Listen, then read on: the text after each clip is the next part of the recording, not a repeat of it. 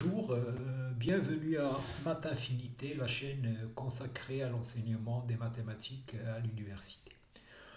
Alors dans cette vidéo, on va se détendre un peu et on va explorer un résultat très ancien et très connu qui est l'infinitude des nombres premiers.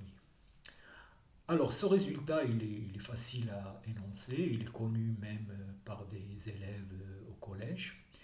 Donc, c'est-à-dire qu'il y a un nombre infini de nombres premiers. Alors, ce qu'on va faire aujourd'hui, donc on va donner 6 démonstrations de ce résultat.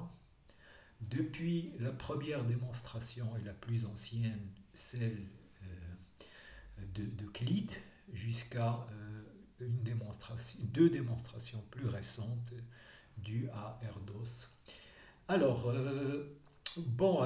si vous restez jusqu'à la fin et si vous êtes amateur de belles mathématiques, eh ben, je vous promets que vous allez vous régaler. Alors, vous allez voir que les mathématiciens eh ben, peuvent sortir des idées géniales et démontrer le même résultat par des approches tout à fait différentes. Voilà, alors je vous préviens aussi que les preuves ou les démonstrations que je vais donner sont accessibles à un public le plus large possible, hein. Donc vous n'avez pas besoin d'avoir des connaissances très pointues en mathématiques pour suivre au moins certaines démonstrations. Mais pour toutes les démonstrations, les 6 démonstrations, ils sont accessibles à un étudiant du degré. Voilà, mais sinon il y en a qui sont accessibles à un étudiant ou à un élève en terminale de maths. Voilà, alors donc allons-y. Alors d'abord, bon, c'est quoi un nombre premier? Donc bon, tout le monde sait qu'est-ce que c'est qu'un nombre premier. Donc un nombre premier, c'est un nombre entier naturel supérieur ou égal à 2 qui n'admet que deux diviseurs distincts, 1 et lui-même. Donc voilà, donc autrement dit, P premier, si D divise P, alors D est égal à 1 ou D égal à P. Alors par exemple, vous avez 2, 3, 5, 7, 11 sont des nombres premiers, alors que 4 est ici, 4 est divisible par 2. Voilà, et donc il n'est pas premier. Ici, c'est les divisible par 3 et donc il n'est pas premier. Ah, donc là, bon, il n'y a rien de mystérieux, donc tout le monde connaît les nombres premiers. Alors le résultat fondamental de l'arithmétique affirme que tout entier n supérieur ou égal à 2 eh ben, se décompose d'une manière unique comme produit de puissance de nombres premiers. Voilà, donc tout nombre va s'écrire P1 alpha 1, P2 alpha 2, PK alpha K avec P1, P2, PK sont des nombres premiers. Voilà, et les alpha I sont strictement positifs. Donc là, bon, quand on était au collège ou même au primaire, on s'amusait à décomposer les nombres en composantes premières. Voilà, alors maintenant le théorème d'aujourd'hui. Si on note P l'ensemble des nombres premiers, eh bien, le résultat qui est connu depuis très longtemps, c'est que cet ensemble est infini. Et en plus, ce qu'on va montrer en plus, en prime de ce résultat, c'est que si je note P1, P2, donc la suite des nombres premiers, donc je les classe par ordre croissant, puisqu'ils sont infinis, et bien cette série est divergente. Voilà, alors en fait, ce résultat entraîne ça. Donc, voilà, donc la 6e démonstration. Voilà, alors maintenant, donc il y a tout un travail qui se fait chaque année pour sortir le plus grand nombre premier voilà, connu. Donc, donc on utilise des machines de calcul pour trouver le nombre premier le plus grand possible. Et voilà, alors il y a des histoires là-dessus. Certains nombres, on peut les écrire sur des livres de, je sais pas, de milliers de pages, etc. Un seul nombre peut s'écrire sur des livres de milliers de pages, mais bon, c'est pas là notre histoire. Voilà, alors donc on va présenter 6 démonstrations de ce résultat. Alors la première démonstration, il est dû à Euclide, donc il est très ancien et il est très simple. Alors la deuxième, la troisième, la quatrième, bon, ils font partie du folklore comme on dit, donc il n'y a pas d'auteur particulier. Alors la cinquième démonstration, donc il est récente, il est dû à Harry Fortenberg, qui est un mathématicien qui est encore vivant, donc américano-israélien. Et voilà, et la sixième démonstration, c'est Paul Erdos. Alors là, Paul Erdos, c'est un mathématicien hongrois et il est à lui seul une légende. Alors là, donc je vous invite à aller voir sa biographie sur Wikipédia. Donc c'était un mathématicien qui n'a pas été qui n'a pas enseigné, qui n'avait pas de poste, quelqu'un qui voyageait. Il a beaucoup collaboré, il a beaucoup de collaborateurs. Et il a quelque chose comme 1500 articles. Voilà, donc c'est un mathématicien hors commun. Il a contribué à beaucoup de domaines. Donc là, je vous invite à aller regarder la biographie de Paul Erdos. C'est quelqu'un. Alors allons-y. Les démonstrations maintenant. Alors la première démonstration d'Euclide, il se fait en 3 lignes. Donc, par l'absurde, alors supposons que P est fini, que l'ensemble des nombres premiers est fini, donc c'est, disons, P1, PR, et on considère ce nombre. Donc on prend tous les nombres premiers, on les multiplie, on ajoute 1. Alors bien sûr, on sait que n a, tout nombre entier a un diviseur premier, P. Donc, il va être, puisqu'il est supérieur ou égal à 2, donc il a une décomposition, donc il y a un nombre premier P. Alors bien sûr, ce nombre, il est parmi ceux-là, puisque ceux-là, ce sont tous les nombres premiers. Et donc, P va diviser à la fois N, il va diviser ce produit. Et donc, il va diviser 1. Et donc, P divise 1, donc P ne peut pas être premier. Et c'est impossible. Et on a cette démonstration très simple du fait que les nombres premiers sont finis.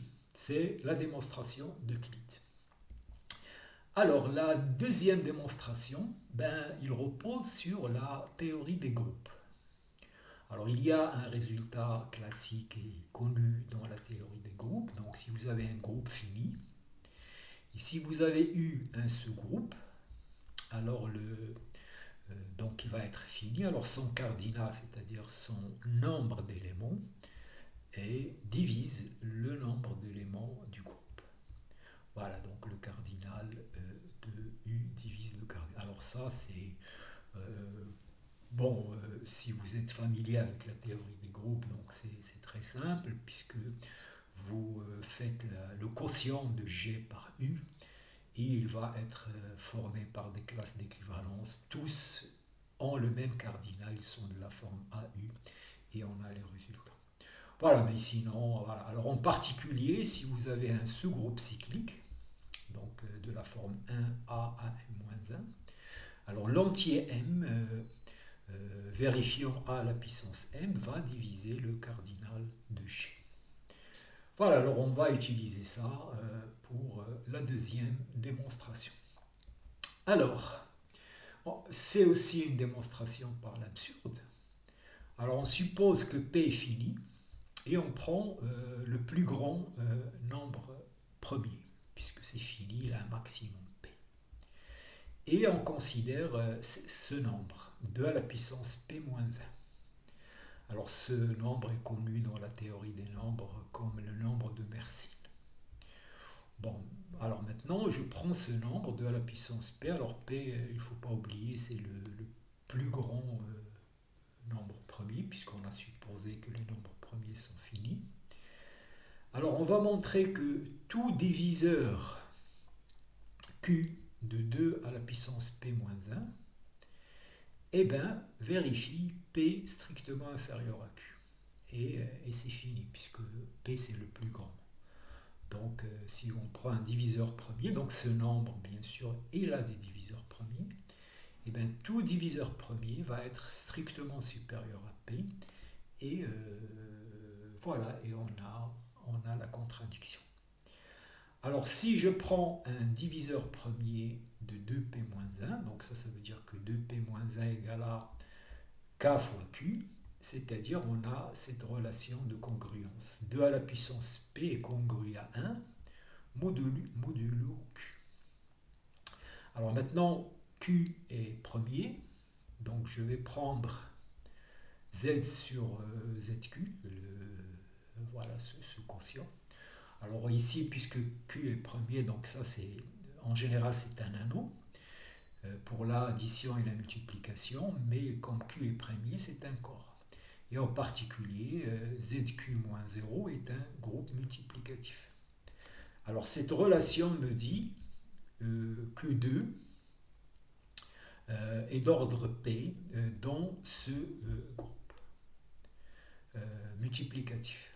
Alors maintenant, ce groupe, on sait que z à la puissance q est de cardinal q, et z à la puissance q moins 0, c'est de cardinal q moins 1, et le théorème de Lagrange va me dire que P divise q moins 1, et donc il est strictement inférieur à q.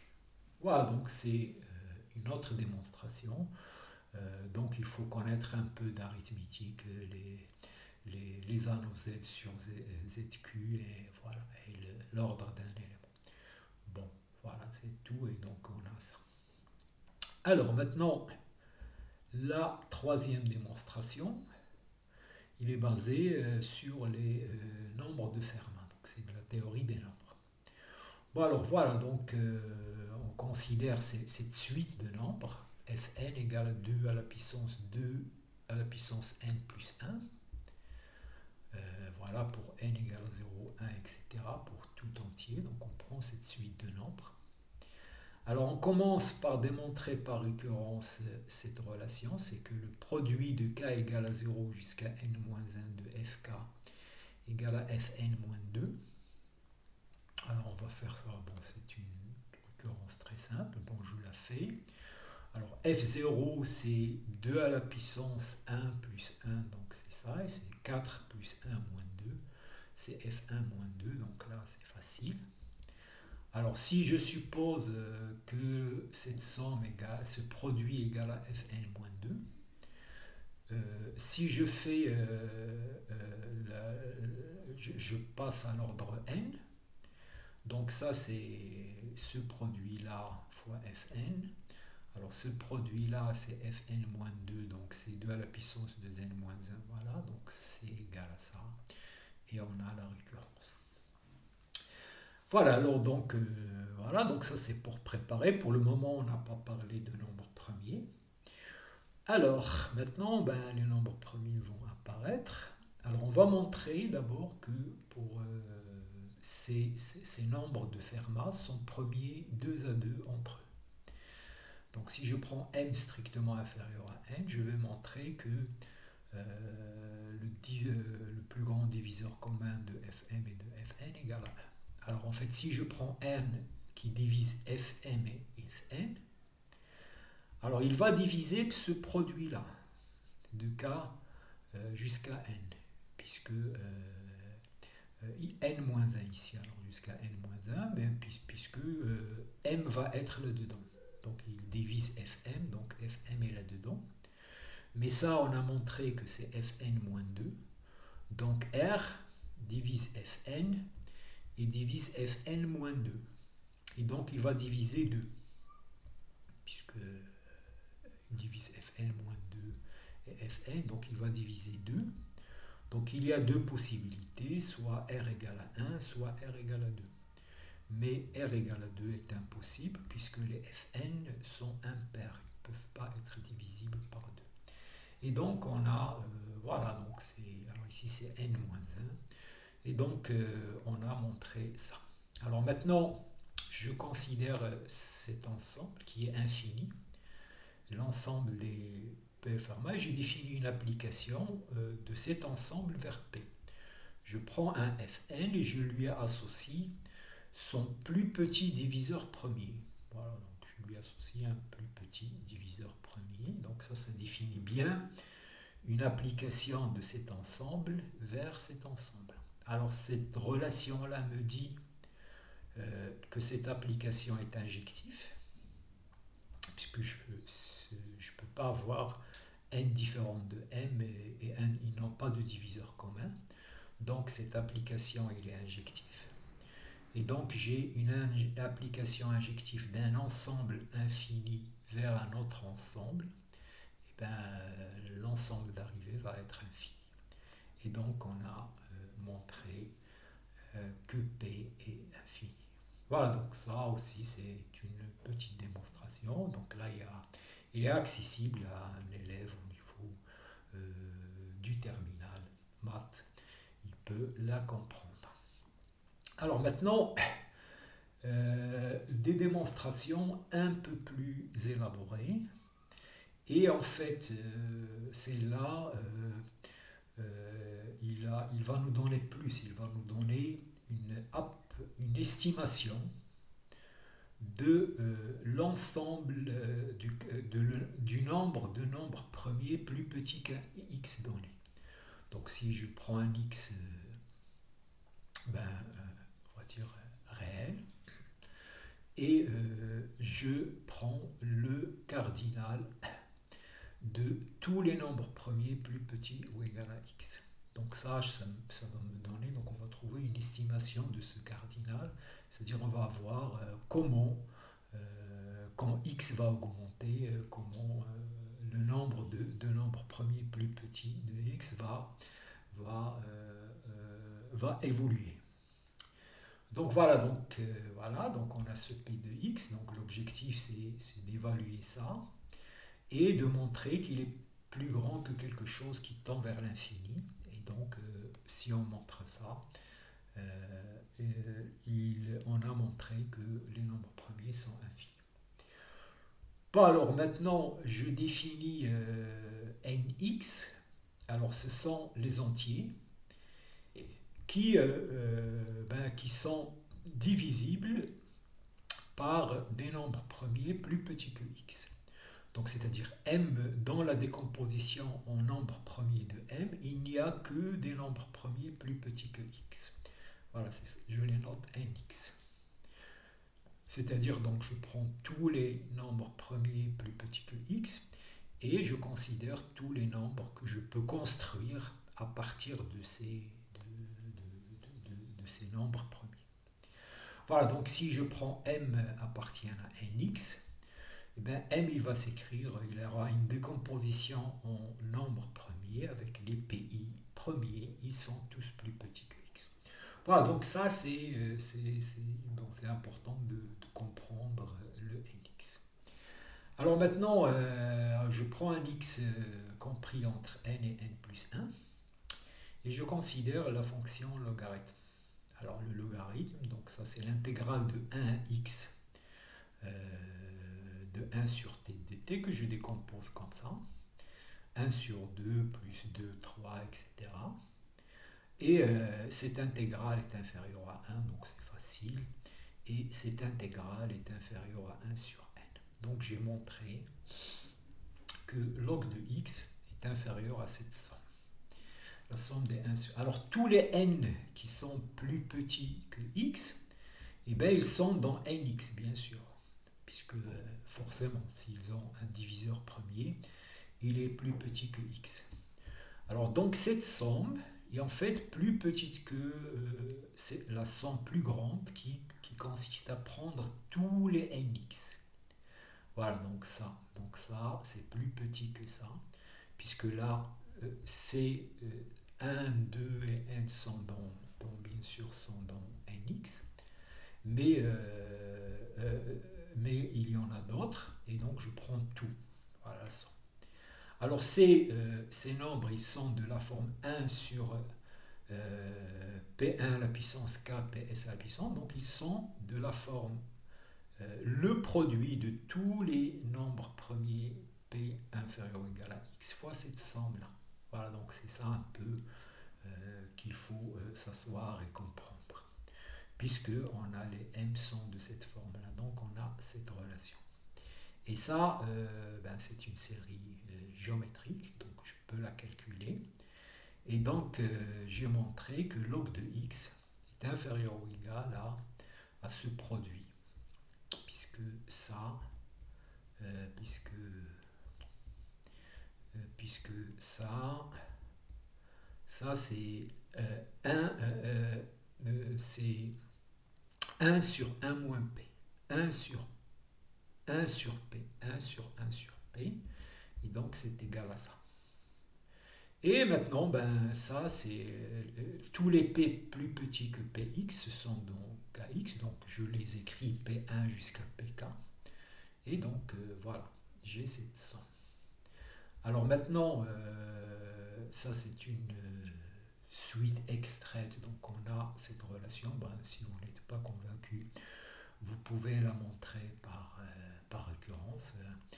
Donc on a le pk est supérieur ou égal à k plus 1 par récurrence, et donc je vais avoir ça égal à ça. Ça c'est inférieur à 1, et de cette relation je déduis que ça c'est inférieur à 1 sur k, et donc j'ai ça. Et maintenant, j'ai log de x inférieur à ce produit, et ce produit, ça se simplifie, c'est exactement px plus 1. Et donc on a une estimation de px. Il est supérieur à log de x, et voilà. Et donc, voilà, on a la démonstration du théorème, puisque log de x tend vers l'infini, donc p de x va tendre vers l'infini, donc p est infini.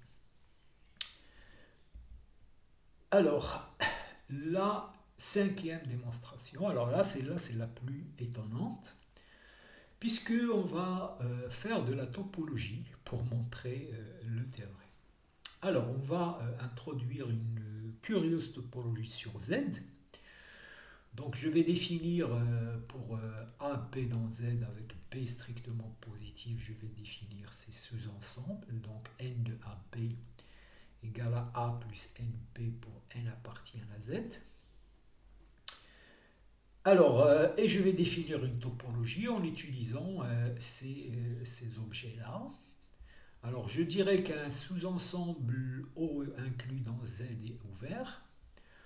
Alors, s'il est soit vide, bien sûr, je suppose que l'ensemble vide est ouvert, ou bien pour tout A dans O, il existe P strictement positif tel que N de AP est contenu dans A. Donc là, c'est comme si vous voulez, ça joue le rôle de boule, un truc comme ça. Donc voilà, je définis ces ensembles, je dis que c'est ouvert. Alors je dois montrer que ça forme une topologie, donc je dois montrer que la réunion, que donc l'ensemble vide est là-dedans et Z est là-dedans, ça c'est évident. Et je dois montrer que la réunion, une réunion quelconque de OI est un ouvert, donc ça c'est facile, puisque ça découle immédiatement de la définition. Alors là où il y a un petit travail, c'est de montrer qu'une intersection finie d'ouvert est un ouvert. Alors on va le montrer pour deux. Si j'ai deux ouverts et un élément là-dedans, alors je vais avoir, il existe un A et PI, donc il existe PI tel que j'ai ça, NA, PI est inclus dans OI. Maintenant, A, il est dans ça, et il est clair que ça, cet élément, il est dans les deux A et PI, puisque les éléments sont de la forme A plus N P1 P2 et cet ensemble est inclus dans NAPI et dans NAP1 et NAP2. Donc on a ça et donc ça c'est un ouvert. Alors aussi donc j'ai Z qui est devenu maintenant un espace topologique et les ouverts bien sûr non vides sont infinis puisqu'ils contiennent des boules, les boules comme ça, donc mais ces boules sont infinies. Et NAP aussi un ouvert, donc là c'est facile. Donc si vous prenez un X dans NAP, N, NXP est inclus dans NAP, puisque X va s'écrire de la forme A plus NP. Et donc ça c'est un ouvert. Alors en fait, la remarque importante, c'est que NAP est aussi informé pour cette topologie. Alors là, on a cette relation-là. Donc Z, NAP, c'est le complémentaire de cet ouvert. Donc il est aussi fermé. Alors là, bon, il y a un petit travail. Bon, c'est pas très difficile. Donc là, je vous invite à s'asseoir et montrer cette relation. Il utilise la division euclidienne et voilà, donc si vous faites les choses, donc vous pouvez montrer ça. Ça c'est le point, disons, clé. Donc ça c'est un ouvert. Donc maintenant on a une topologie. Les ouverts non vides sont tous infinis. Et on a ces ensembles qui sont à la fois ouverts et fermés. Alors pour le moment, où sont les nombres premiers? Pour le moment, on n'a pas encore parlé des nombres premiers. Alors allons-y. On a cette relation-là. Donc si vous prenez un entier différent de 1 et moins 1, eh ben, il est toujours divisible par... il y a toujours un nombre premier qui le divise. Donc il est dans un N0P. Donc j'ai cette relation-là. Donc Z moins 1 moins 1 est égal à l'union de P. Voilà. Donc j'enlève 1 et moins 1. Alors maintenant... si l'ensemble des nombres premiers est fini, ça c'est une réunion finie de fermé, donc ça c'est un fermé. Donc si P est infini, ça c'est un fermé, et donc 1 moins 1 serait un ouvert, et c'est pas possible parce qu'on a montré que les ouverts sont tous infinis.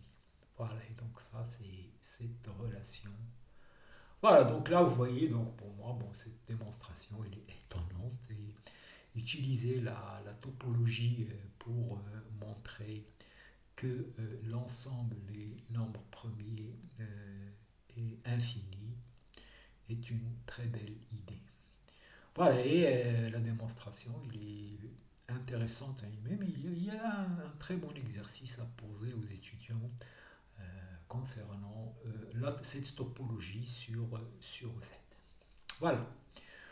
Bon, alors la dernière, donc pour moi qui est la meilleure, c'est la démonstration d'Ergos.